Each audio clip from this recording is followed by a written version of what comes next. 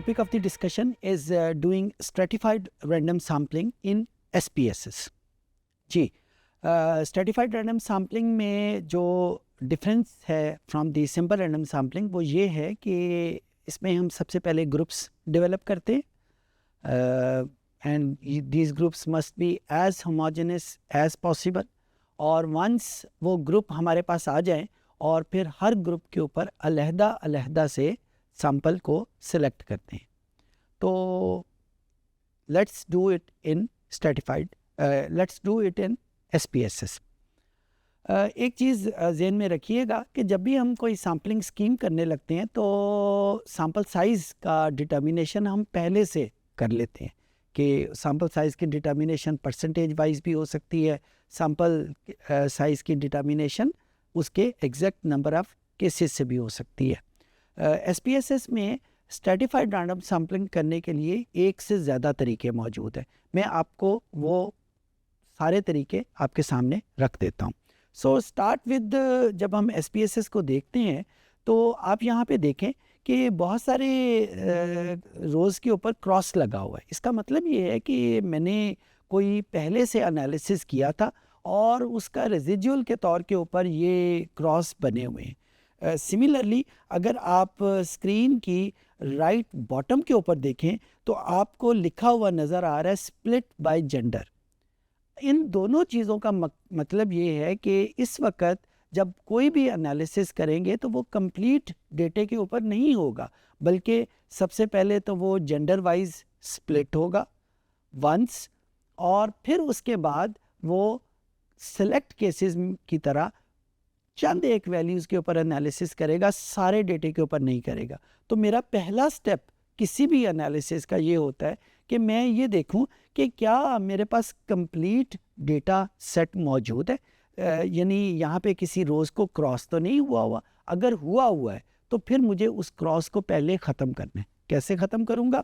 उसका तरीका ये बहुत सिंपल है कि अगर रोज़ क्रॉस हुई है तो मैं डेटा के ऊपर जाके सेलेक्ट केसेस के ऊपर क्लिक करूँगा, और जो ही मैंने सेलेक्ट केसेस के ऊपर क्लिक किया यहाँ पे मुझे ऑल केसेस का ये देखें, ये मुझे खाना जो है ये अनचेक्ड नज़र आया, तो मैंने इसको चेक कर दिया ताकि अब मेरा एनालिसिस जो है वो कंप्लीट डेटा सेट के ऊपर हो, किसी उसके सबसेट के ऊपर ना हो. इसको मैंने ओके का बटन प्रेस कर दिया. अब जब मैं डेटा फाइल के ऊपर जाऊंगा तो मुझे ये देखिए यहाँ पे किसी भी रो के ऊपर मुझे कोई भी क्रॉस लगा हुआ नज़र नहीं आ रहा. इसका मतलब है कि अब डेटा सेट सबसेट नहीं है. अच्छा, उसके बाद मैंने देखा राइट बॉटम के ऊपर स्प्लिट बाय जेंडर ये भी लिखा हुआ नज़र आ रहा है. इसका मतलब है कि मुझे कोई भी एनालिसिस करने से पहले इसको ख़त्म करना है. अगर मैं इसको ख़त्म नहीं करूँगा तो मेरा एनालिसिस वो एनालिसिस नहीं होगा जो मुझे रिक्वायर्ड है. तो मैं कैसे करूँगा इसको?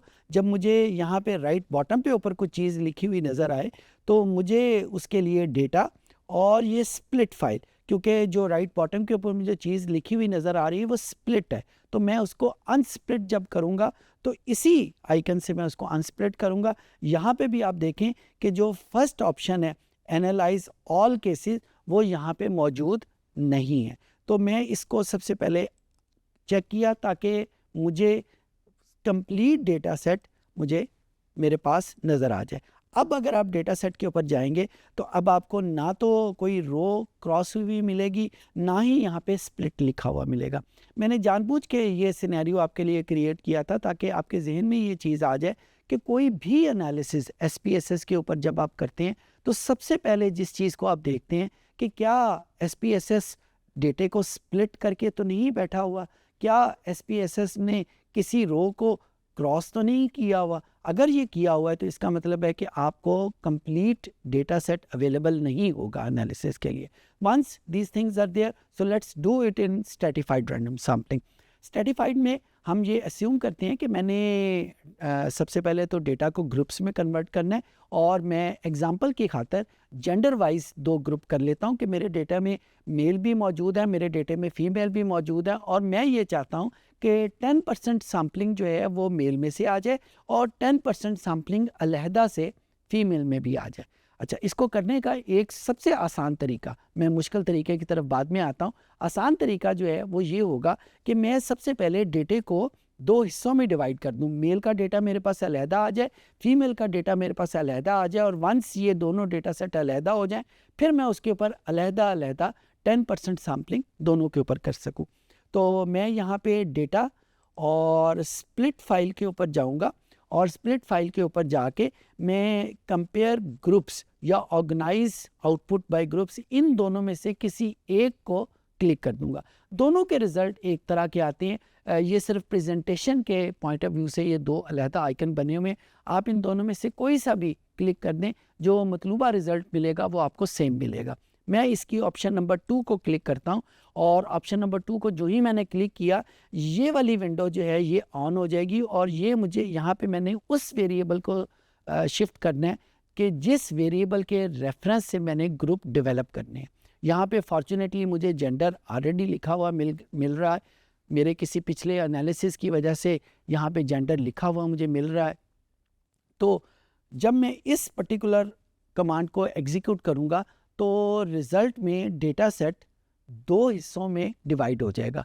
किसके रेफरेंस से होगा? जेंडर के रेफरेंस से। क्योंकि जेंडर में दो कैटेगरीज हैं, लिहाजा उसके दो हिस्से मिलेंगे। अगर यहाँ पे जेंडर की बजाय कोई ऐसा वेरिएबल होता कि जिसमें दो से ज़्यादा कैटेगरीज हैं, तो यहाँ पे हमारे पास दो से ज़्यादा हिस्सों में वो डेटा स्प्लिट हो जाता। अब मैं यहाँ पे इसको ओके का बटन प्रेस किया। ओके का बटन प्रेस करने के बाद अब जब मैं इसके डेटा व्यू में मेरे सामने आया, तो वैसे तो मुझे और कोई इंडिकेशन नहीं आई कि क्या डेटा दो हिस्सों में डिवाइड हुआ है या नहीं हुआ।